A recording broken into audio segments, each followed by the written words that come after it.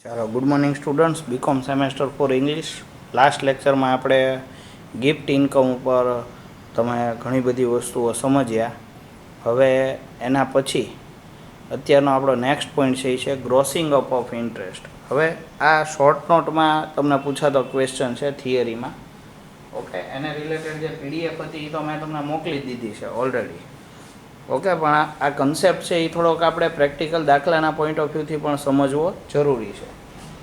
હવે ટીડીએસ એટલે કે ટેક્સ ડિડક્ટેડ એટ સોર્સ, આ કન્સેપ્ટ તમને લાસ્ટ સેમેસ્ટરમાં મેં સમજાવ્યો હશે. કદાચ ન સમજાવ્યો હોય તો હું તમને અત્યારે ફરીથી એક વખત શું કરું, સમજાવી દઉં છું. ટેક્સ ડિડક્ટેડ એટ સોર્સ એટલે કે ઇન્કમ ટેક્સની એક ટેક્સ કલેક્શન કરવાની એક મેથડ છે જેને આપણે ટીડીએસ કહીએ છીએ. એટલે કે જનરલી કઈ રીતે આ ટીડીએસ છે વર્ક કરે છે એ આપણે એક વખત જોઈ લઈએ. કે સપોઝ તમે બેંકમાં ફિક્સ ડિપોઝિટમાં ઇન્વેસ્ટમેન્ટ કરો છો અને આ એફડી ઉપર તમને શું મળે છે? ઇન્ટરેસ્ટ મળે છે. હવે ગવર્મેન્ટનો એવો ટીડીએસ માટે રૂલ છે કે ઇન્ટરેસ્ટમાં 194A નામની સેક્શન બનાવી, ટેક્સ ડિડક્ટેડ એટ સોર્સના પોઈન્ટ ઓફ વ્યૂથી. હવે આમાં બેંકે કરવાનું શું? તો કે બેંકે સપોઝ મિસ્ટર એ છે, એને 10,000 ઓર મોર સપોઝ જો એને ઇન્ટરેસ્ટ પે કરવાનું થતું હોય તો 10% થી એ બધાએ શું કરવું પડે? ટીડીએસ છે એ કાપવો પડે.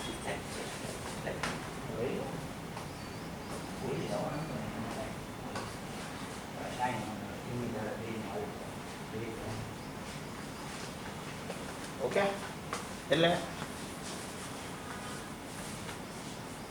ટીડીએસ છે એ તમે જુઓ તો મેં તમને કીધું એમ કે મિસ્ટર એ છે એના માટેની સેક્શન 194A શું કહે છે? તો કે મોર દેન 10,000 રૂપીસ હોય અને એનું જો પેમેન્ટ થતું હોય તો 10% થી તમારે શું કરવાનું છે? ટીડીએસ થી ડિડક્ટ કરવાનો છે. હવે હું તમને એક એક્ઝામ્પલ આપું કે સપોઝ આજે મિસ્ટર એ છે, એને સપોઝ 10,000 નું ઇન્ટરેસ્ટ પે કરવાનું થતું હોય ને બેંકને, બેંક છે એ મિસ્ટર એને 10,000 રૂપીસ પે કરશે નહીં. તો કેટલા પે કરશે? તો એમાંથી શું કરશે? લેસ 10% ટીડીએસ કરશે. એટલે કે ટેક્સ ડિડક્ટેડ એટ સોર્સ. શેના? 10,000 ના 10%. એટલે કે 1,000 રૂપીસ છે એ શું કરશે? ડિડક્ટ કરશે ટીડીએસના, અને 9,000 રૂપીસ જ પે કરશે અથવા તો પેમેન્ટ કરશે. ઓકે, હવે ખાસ સમજો કે આ 9,000 રૂપીસ છે એકચ્યુઅલમાં તમને સમમાં શું કહે છે? મિસ્ટર એ રિસીવ્ડ, આવું ટ્રાન્ઝેક્શન તમને આપશે. Mister A received ₹9,000 as interest on fix deposit. Okay, બ્રેકેટમાં એમ કહી દેશે 10% ટીડીએસ. આ રીતે તમને કહી દેશે. જ્યારે આવું કહી દે તમને, ત્યારે 9,000 રૂપીસ એની ઇન્ટરેસ્ટ ઇન્કમ છે. વિચારો તો, એની ઇન્ટરેસ્ટ ઇન્કમ 9,000 રૂપીસ છે કે 10,000 રૂપીસ છે? તો તમે કહેશો સર ઇન્ટરેસ્ટ ઇન્કમ છે ને એ 10,000 રૂપીસની છે. એટલે જ્યારે અધર સોર્સિસનું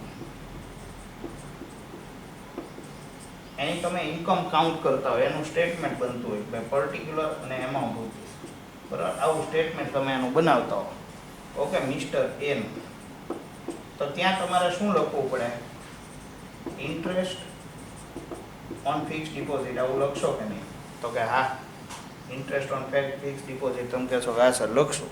તો અહીંયા આગળ તમારે રકમમાં તમને કેટલા આપેલા છે? Received ₹9,000 as interest on fix deposit. પણ એકચ્યુઅલી 9,000 નથી, એ કેટલા છે? 10,000 રૂપીસ છે.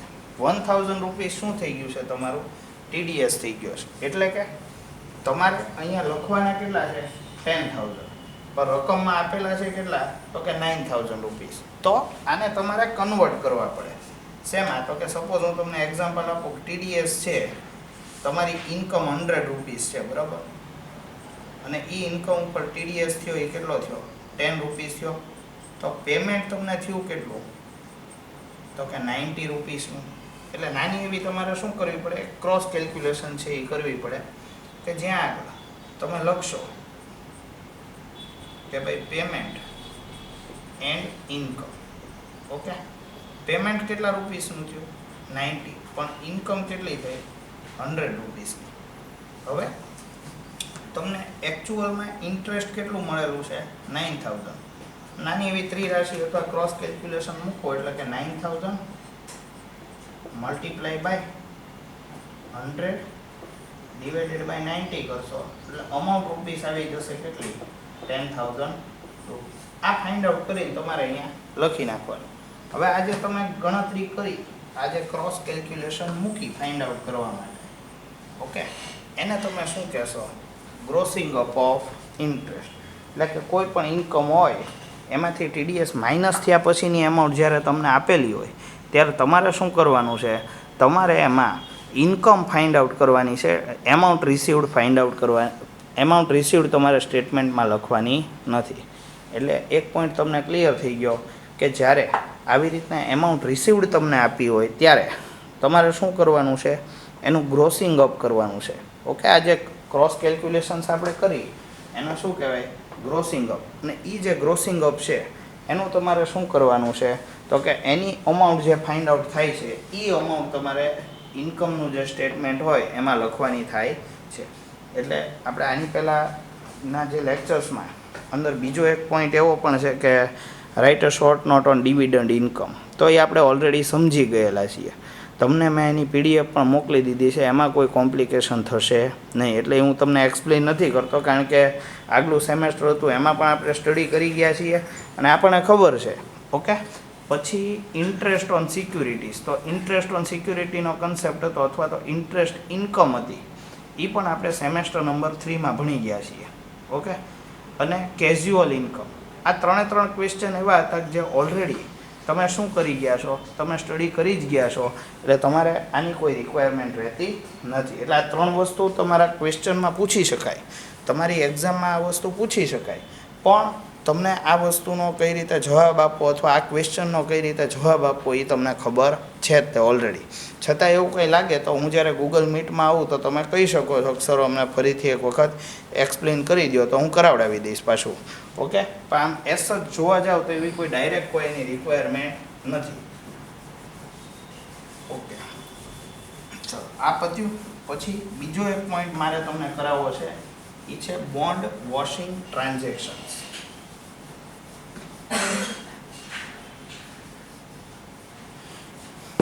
પછીનો પોઈન્ટ શું છે, બોન્ડ વોશિંગ ટ્રાન્ઝેક્શન. હવે બોન્ડ વોશિંગ ટ્રાન્ઝેક્શન એટલે શું, તો કે તમને બધાને ખબર હશે કે તમે 0 to 5 લાખની ઇન્કમ હોય તમારી, ત્યાં સુધી ટેક્સનો રેટ છે એ કેવો છે, નીલ છે. પછી 5 લાખ 1 to 10 લાખ તમારી ટેક્સ રેટની અમાઉન્ટ થઈ જાય છે એ કેટલી થઈ જાય છે 20%. અને મોર દેન જો 10 લાખ હોય તો તમારી ટેક્સનો રેટ થઈ જાય કેટલો થઈ જાય 30%. ઓકે, આ રીતનું આપણું ટેક્સનું સ્ટ્રક્ચર છે. ઓકે, હવે હું તમને કહું કે સપોઝ કોઈ હાઈ ઇન્કમ વાળો વ્યક્તિ હોય અથવા તો હાઈ ઇન્કમ ક્લાસ વાળો જેની ઇન્કમ મોર ધેન 10 lakhs થતી હોય, એને કેવો ટેક્સ રેટ લાગુ પડે છે, હાયર ટેક્સ રેટ લાગુ પડે છે કે નથી પડતો? તો તમે કહેશો કે હા સર, જે લોકોની ઇન્કમ 10 લાખ કરતાં અથવા તો 10 લાખ રૂપીસથી વધારે છે એની ટેક્સની રિસ્પોન્સિબિલિટી કેવી છે, વધી જતી હોય છે. તો તમારે સપોઝ મિસ્ટર એ છે, બરાબર, એની ઇન્કમ સપોઝ 10 લાખથી વધારે છે, હાયર છે, તો આ બોન્ડ વોશિંગ ટ્રાન્ઝેક્શનમાં બને શું, તો કે જ્યારે ઇન્ટરેસ્ટ પેમેન્ટની ડેટ નજીક આવે, ઇન્ટરેસ્ટ પેમેન્ટની ડેટ, ત્યારે આ વ્યક્તિ શું કરે છે, મિસ્ટર એ પોતાના બેંકની ફિક્સ ડિપોઝિટ હોય અથવા તો ડિબેન્ચર્સ હોય અથવા તો શેર્સ હોય. જ્યારે પણ ઇન્ટરેસ્ટ અથવા તો ડિવિડન્ડ પેમેન્ટની ડેટ આવે છે ત્યારે એ વ્યક્તિ શું કરે છે તો કે એ વ્યક્તિ લોઅર ઇન્કમ ક્લાસ વાળા વ્યક્તિ એટલે કે જેની ઇન્કમ સપોઝ 5 લાખની અંદર છે, જેની ઇન્કમ લેસ ધેન 5 લાખ છે, એવી વ્યક્તિના એકાઉન્ટમાં ફિક્સ ડિપોઝિટ, ડિબેન્ચર્સ અથવા તો શેર્સ શું કરી દે છે? ટ્રાન્સફર કરી દે છે. એટલે કે ઓનરશિપ ચેન્જ કરી નાખે છે. ઓકે, હવે સિક્યુરિટીઝની ઓનરશિપ ચેન્જ થવાને લીધે જે પણ ઇન્કમ થશે એ કોને થશે? લોઅર ઇન્કમ ક્લાસવાળી વ્યક્તિ. એટલે કે સપોઝ મિસ્ટર એ છે એ ટ્રાન્સફર કરીને કોને ટ્રાન્સફર કરી દે? મિસ્ટર બીને. જો આવી કોઈ સિચ્યુએશન ઊભી થઈ તો તમારે શું કરવાનું છે? તો મિસ્ટર બીના એકાઉન્ટમાં ઇન્ટરેસ્ટ અથવા ડિવિડન્ડ ક્રેડિટ થાય. ઓકે, હવે આનો ટેક્સ ભરવાની રિસ્પોન્સિબિલિટી કોની થાય? મિસ્ટર બીની. તો મિસ્ટર બી કેવો ટેક્સ ભરશે? Less tax. મિસ્ટર એ કરતાં મિસ્ટર બીને જે ટેક્સનું પેમેન્ટ થશે એ કેવું થશે? તો કે લેસ ટેક્સ છે એ પે કરવો પડશે. તો એને લીધે ગવર્મેન્ટની ટેક્સ ઇન્કમ છે એ શું થઈ જાય? તો કે ગવર્મેન્ટની ઇન્કમ ટેક્સની ઇન્કમ ડિક્રીઝ થઈ જાય અથવા તો ઘટી જાય. અને આમ ટેકનિકલી જોવા જાઓ તો એ શું કહેવાય? ટેકનિકલી આ એક રોંગ થિંગ કહેવાય. બરાબર?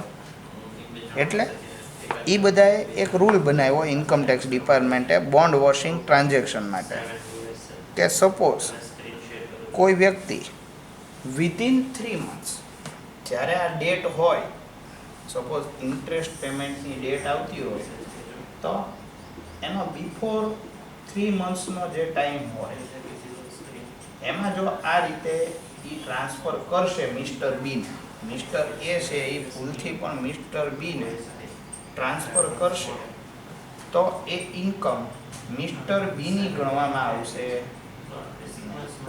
એ કન્સિડર ક્યાં થશે? એ કન્સિડર થશે મિસ્ટર એની ઇન્કમ. ઓકે, તો આ ટ્રાન્ઝેક્શન્સ છે એને શું કહેવાય? બોન્ડ વોશિંગ ટ્રાન્ઝેક્શન કહેવાય. હવે આ બોન્ડ વોશિંગ ટ્રાન્ઝેક્શનનું તમે પૂછશો કે સર આની થિયરી ક્યાં આગળ છે? તો આની થિયરી છે પેજ નંબર 179, 179 પેજ નંબર હશે બુકનું જે મેં પીડીએફમાં મોકલ્યું છે એની ઉપર. પછી ગ્રોસિંગ અપ ઓફ ઇન્ટરેસ્ટ. આ બંને એવા ક્વેશ્ચન છે કે જે યુનિવર્સિટીની એક્ઝામમાં વારંવાર થિયોરિટિકલ પોઈન્ટ ઓફ વ્યૂથી પૂછાય છે. બીજી જે ગ્રોસિંગ અપ ઓફ ઇન્ટરેસ્ટવાળી જે શોર્ટ નોટ છે એ પેજ નંબર 176, 176 ઉપર તમારી છે. ઓકે, તો ત્યાં આગળ આ બંને ક્વેશ્ચન છે એ તમને મળી જશે. ઓકે, તો ત્યાં આગળ તમે જઈને તમે આ જોઈ શકો છો. ઓકે, એટલે તમારા બંને કન્સેપ્ટ છે અહીંયા શું કરી નાખીએ આપણે? કમ્પ્લીટ કરી નાખીએ છીએ. નેક્સ્ટ લેક્ચરમાં જોઈએ કોઈ એવી કોઈ પોઈન્ટ હશે નાની મોટી થિયરીનો પોઈન્ટ તો એ કરશું, નહીંતર પછી આપણે પ્રેક્ટિકલ સમમાં આગળ વધી જશું. ઓકે, તો અત્યારે આમાં આપણે આટલું રાખીએ છીએ.